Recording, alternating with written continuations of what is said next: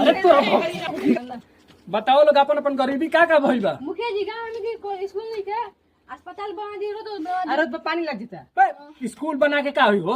राम मंदिर बनवाइले बानी नु। पढ़ाई मुखिया जी राम मंदिर बनवाइले बानी, वहीं में जा लोग तू लोग पढ़े आ देखे भगवान के। स्कूल को पानी उन्हें लग जाता। स्कूल के का हुई? राम भगवान के तू लोग नाम लो लो और धर्म के रक्षा करो लोग।